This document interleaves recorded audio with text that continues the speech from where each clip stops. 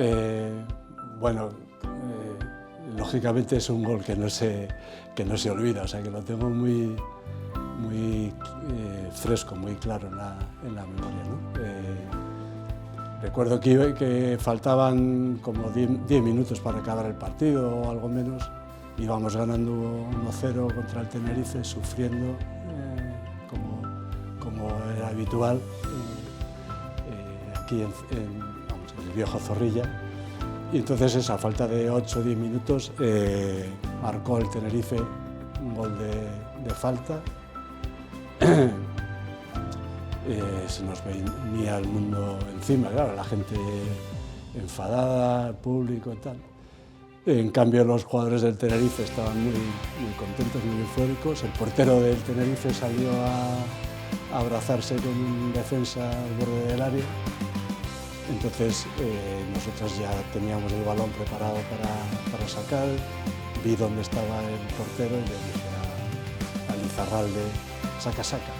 Entonces tocó el balón hacia adelante y desde ahí chuté, pasó el balón por encima del portero y fue gol. Y acabamos ganando 2-1. Yo no pregunté y no sé si el árbitro había pitado o no, ni si todos los jugadores del Tenerife estaban en su campo o no. Yo me fijé en el portero, vi que podía meter gol desde ahí y hasta ahí aprovechamos. Y si no había pitado y si no habían pasado los jugadores del Tenerife, que lo decidiera el árbitro, pero le pasé la patata a él, ¿no? Sí, además en Guardo el fútbol era muy, como en muchos otros sitios, ¿no? Pero en Guardo el fútbol era muy importante, había mucha afición al fútbol. Por esa época el Guardo estaba en preferente, llegó a estar en tercera división y eso, había mucho ambiente. Ya desde los años 50, en algún verano lo pasaron jugadores del Athletic de Bilbao por allí, por Guardo. Entonces en mi casa se hablaba mucho de Carmelo, Garay, Orue, Etura, Arteche, toda esta gente eran mis ídolos en aquella época, pues eso, cuando yo era niño, con 5 o 6 años o tal. Vivía además muy cerquita del campo de fútbol, a 50 metros, una cosa así. Y en mi familia, pues a mi padre le gustaba mucho el fútbol, a mi hermano mayor también. Entonces, desde muy niño tuve metida la cosa del fútbol y las ganas de jugar al fútbol. Además, por entonces tampoco había muchas más opciones. O jugabas al fútbol en cualquier lado, ¿no? En cualquier prado, que decíamos, con los libros o con las carteras haciendo de porterías, etc. O había poco más que hacer. Sí. Mi padre trabajaba de administrativo en una mina de carbón y no eran de los que mejor sueldo tenían los administrativos, ganaban más los picadores o los barrenistas o otro tipo de profesiones de más riesgo, por supuesto. Pero bueno, hicieron todos los esfuerzos y sacrificios que hizo falta para que pudiéramos estudiar, ¿no? Mi hermano mayor, una hermana que tengo que también es mayor que yo, y yo, internos. La que tuvo más suerte fue la pequeña, que por aquello de no quedarse solos no la mandaron interna y además ya tuvo oportunidad de poder estudiar en Guardo, ¿no? Entonces ella sí se quedó allí hasta que hizo la carrera. Bueno, desde los inicios en el colegio, pues ya destacaba en nuestro curso, en nuestro nivel, ¿no? Fui jugando en los equipos del colegio, en los alevines, infantiles, en el juvenil del colegio, y y me gustaba mucho. También, quizás incluso más acentuado que en el pueblo, que aquí sí que había más opciones. Si no jugabas al fútbol podías jugar a baloncesto, a balonmano, tal, pero estando interno, además, pues las opciones de diversión que había eran muy limitadas.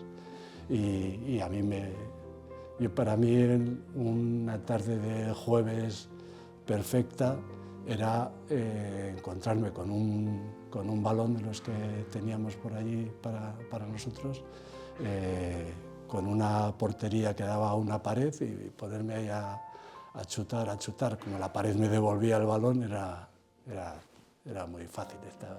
Podía pasar ahí horas.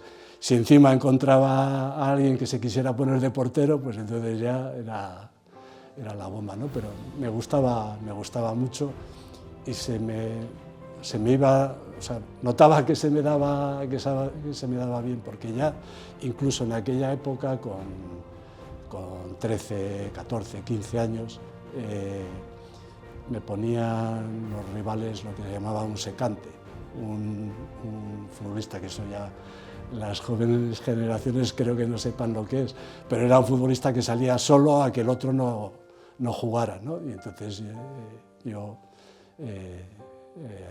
jugué muchos partidos con aquellas edades con un secante. Sí, la verdad es que, a pesar de que el fútbol me gustaba con locura y disfruté con ello un montón, y le dediqué muchísimas horas de mi tiempo libre, porque siempre lo primero era estudiar, y lo primero eran los estudios, y lo primero eran las notas y demás, ¿no?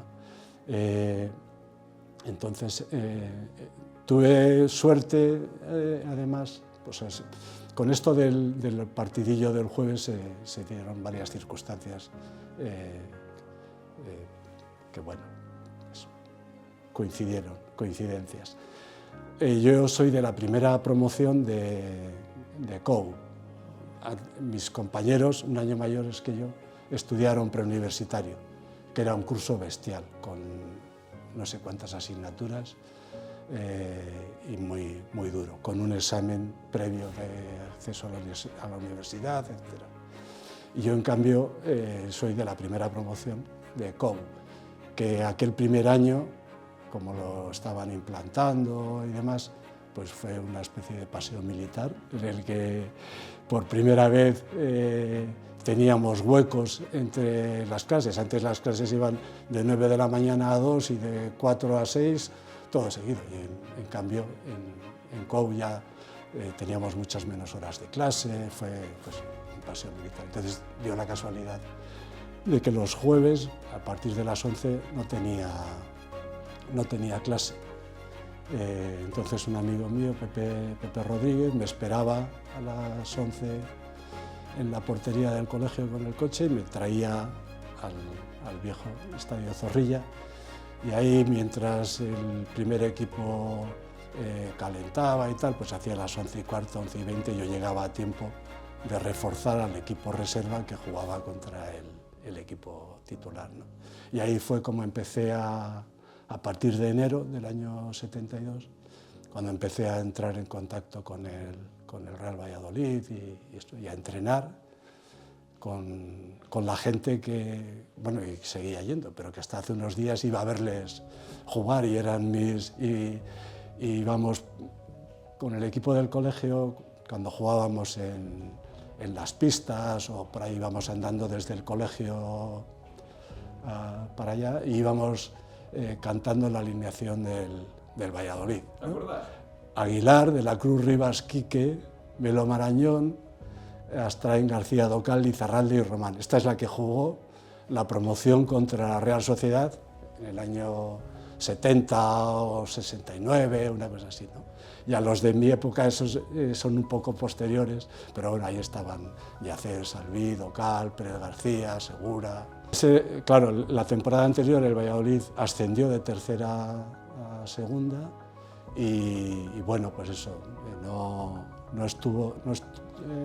la cosa no estuvo clara hasta falta de 3 partidos que ganamos. O sea, Yo debuté en Mestalla,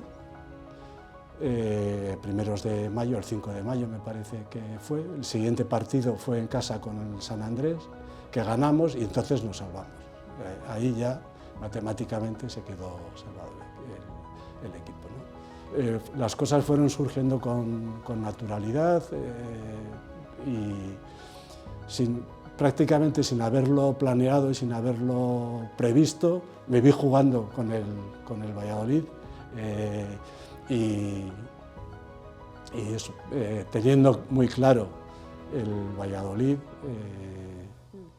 y yo, porque fue la única condición que pusieron mis padres y el colegio para traspasarme, entre comillas, claro, que fue que no me pusieran pegas para que siguiera estudiando y que siguiera estudiando, ¿no? Y de hecho la primera temporada que jugué en el Valladolid ya desde el principio, esa 72-73, todavía era juvenil, no tenía contratado profesional. Y mi salario era, me pagaban a un profesor particular, porque como no iba a clase o perdía muchas clases, me lo compensaban, me pagaban los libros, me pagaban el colegio mayor donde vivía, el Menéndez Pelayo, etc. Entonces ese era el trato y que el Valladolid respetó en todo momento y que me vino muy bien. Bueno, yo en Valladolid caí, alguna vez lo he dicho, caí era como el hermano pequeño del resto de los jugadores. Tenía además el Valladolid una plantilla en el aspecto humano fuera de serie. Los jugadores que había entonces en Valladolid, ¿no? Bueno, no voy a decir nombres porque algunos se olvidan y son muchos, ¿no? Pero eso, yo era 5 años más joven que cualquiera de los otros jugadores y me veían como, pues eso, como un pardillín que su vida ha sido Guardo y el Colegio San José y poco más.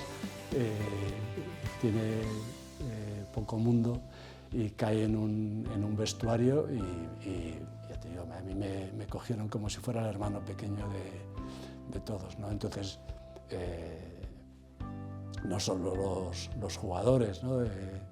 Los cuidadores, Tomás, el señor Perrote, etcétera, era pues como un hermano, como un hijo para ellos, ¿no? Entonces yo estaba muy a gusto en Valladolid, pero cualquier deportista, en este caso futbolista, quiere mejorar y quiere superarse a sí mismo, ¿no? Entonces, pues el Valladolid estaba lamentablemente entonces en segunda división, no conseguíamos ascender, pues mi aspiración era jugar en primera división, en algún equipo que jugara las competiciones europeas, etcétera, llegar a ser internacional. Ya una vez que estás metido en este mundo, pues aspiras a más cosas, ¿no? Bueno, fue un golpe muy duro. Sí que sabía que tenía la arritmia, y de hecho se lo dijimos nosotros al Sevilla antes de pasar el reconocimiento médico, digamos, se lo comentamos. Entonces, yo creo que el Sevilla se arrepintió. Pensaban que fichaban a un jugador distinto al que yo era. Y cuando se dieron cuenta se quisieron volver atrás y no encontraron otra excusa que esta. Porque, de hecho, una de las cosas que me dijeron al principio, cuando pasé el primer reconocimiento médico en Sevilla, me dijeron hombre, que veían que lo de la arritmia no debía de ser problema, pero que para estar seguros, que por qué no me hacía un cateterismo. Sí. Yo entonces no sabía lo que era el cateterismo y dije, sí, nada, sí, sin ningún problema. Y, bueno, no sé, bueno, de estas cosas, de inconsciente. El caso es que me hice el cateterismo en Madrid, el cateterismo confirmó que no había ningún problema, que era una arritmia en reposo, que no tenía por qué tener ninguna repercusión y tal. Y con ese informe, ya en su poder, digamos, fuimos a Sevilla a finales a primeros de junio, fuimos a Sevilla, mi mujer y yo, con la idea de quedarnos allí, empezar a entrenar con ellos, estaban acabando la temporada en Sevilla, pero todavía no había acabado.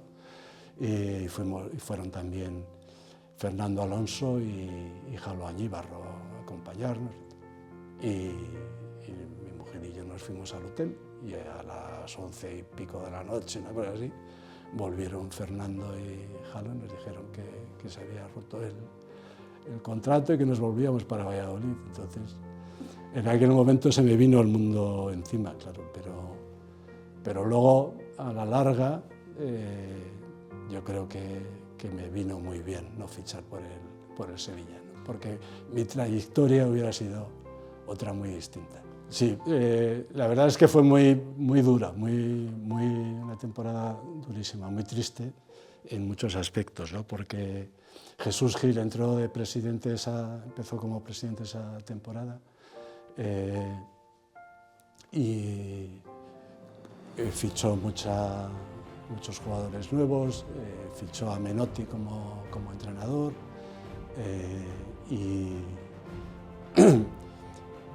y cada día era un esperar a ver por dónde va a salir hoy, ¿no? Porque desde el principio, desde el primer momento, estaba siempre en los medios de comunicación, ¿no? Y es muy difícil hablar mucho y no meter la pata, pero eso fue un año muy duro en el que cada día bueno, ya la gente cuando entrábamos al vestuario para entrenar a las 10, 10 y media, 11, lo que se comentaba era la última salida de tono de presidente o tal. Entonces fue en ese sentido muy duro, ¿no? Acabó echando a Menotti, le sustituyó Ufarte y también lo echó, etc. Entonces fue un año muy complicado, ¿no? Y luego, encima, claro, acabamos en magistratura, en el juzgado de lo social, etc., por el despido. Bueno, yo creo que las dos cosas hay que saber gestionarlas, ¿no? Es complicado. He conocido muchos futbolistas que se salían en su club más modesto, fichaban por el Atlético de Madrid, fichaban por el Barça y se olvidaban de por qué les habían fichado. Les habían fichado porque era un tío peleón, guerrero, tal, no sé qué, y llegaban al equipo grande y querían pisarla y darla de tacón y tal, y no, aquí no es eso. Entonces hay que saber controlar las dos cosas, ¿no? Y también pues se va aprendiendo. Yo tuve la suerte de no tener que enfrentarme, digamos, así a ningún fracaso, a ningún revés, siendo joven, ¿no? Porque cuando empecé a jugar en el Valladolid, la primera temporada que era todavía juvenil, jugué muy poquito, pero bueno, tenía 17 años, era muy joven y a pesar de ello, pues sí que iba concentrado y sí que viajaba, etc. Me fue bien. Y luego ya empecé a jugar enseguida como titular la temporada siguiente y demás, o sea que eso fue bien. Y fue todo, digamos, ascendiendo hasta el Barça. En el Barça la primera temporada me fue también muy bien, jugué todos los partidos de Liga, Copa, Recopa, todo. Y en cambio al año siguiente cambiaron de entrenador y no iba ni concentrado. Entonces fue así como el primer sopapo que me llevé, ¿no? Y de hecho hasta que no cambiaron de entrenador y volvió Lenny Herrera a entrenar al equipo, pues prácticamente no jugué, ni iba concentrado, ni nada, ¿no? Y es verdad que aquello no lo llevé nada bien y no reaccionó bien. Hace unos años publicaron un libro de historias de veteranos, gente veterana, no futbolistas veteranos, gente veterana, que regalaron al Papa, a Francisco, Papa Francisco. Y ahí contaba yo hablando de esta historia, de los fracasos y de los éxitos y tal, ¿no? Como yo en ese momento en Barcelona no supe reaccionar, al año siguiente con otro entrenador me pasó peor, no jugué esa temporada prácticamente nada, y no supe asimilar eso, ¿no? Y entonces pues mi reacción fue la de que se fastidie el capitán, que ahora no ceno, y entrenaba con desgana y tal. Cuando entró Jesús Gil y fichó Menotti en el Atlético de Madrid, esto es lo que contaba en el libro este, ¿no? Pues yo al principio igual no iba ni concentrado, como habían fichado a unos cuantos futbolistas nuevos y tal, pues yo no iba ni concentrado. Pero mi reacción fue distinta. Yo me iba a entrenar por mi cuenta a la casa de campo. Cuando el equipo viajaba y yo no viajaba, iba a entrenar por mi cuenta y tal, y fui mejorando y poco a poco entré en el equipo. Ya el cuarto, quinto partido ya era titular, ¿no? Entonces, el afrontar los fracasos forma parte de esto. Tuve la suerte en este momento, pues eso ya, de tener 33 años y ya tener experiencia y saber que esas cosas hay que pelearlas. Y eso además es lo normal que cualquier deportista tiene, ¿no? Bueno, cuando me retiré en el 88, seguí en Madrid, empecé a trabajar allí en una empresa de consultoría, de formación, una empresa pequeñita. Ya no quise en aquel momento salir de Madrid, aunque tuve alguna oferta para seguir jugando, tal, entre otras cosas porque mis hijos ya estaban allí bien situados con sus amigos y sus colegios y demás, y no quería salir, ¿no? Entonces seguimos en Madrid hasta el año 2007, que en el 2006 se casaron mis hijas, en el 2007 mi hijo se iba a ir también de Madrid a vivir fuera, a Londres, y entonces nos quedábamos ya solos mi mujer y yo. La empresa en la que yo trabajaba y con la que estaba en proceso de liquidación, digamos, y en Valladolid vivían los padres de mi mujer, vivían muchos amigos de mi época anterior, estaba a mitad de camino de Guardo, a 1 hora y poco más, y entonces nos pareció que era una opción buena venirnos a Valladolid, que es una ciudad mucho más amigable que Madrid para los que somos de Guardo, por lo menos. Sí, bueno, yo cuando volví de Madrid, ahora vivo muy cerquita de Ruiz Fernández, de la iglesia de los jesuitas y de todo ese entorno que hay por allí, ¿no? Entonces empecé a ir por la iglesia, a estar en contacto con CVX, los grupos de comunidades de vida cristiana. A través de ellos pues entré en contacto con Entre Culturas y con Red Cíncola, ¿no? Entonces pues me hice voluntario de Entre Culturas, me hice voluntario de Red Cíncola y ahí fui conociendo este mundo, ¿no?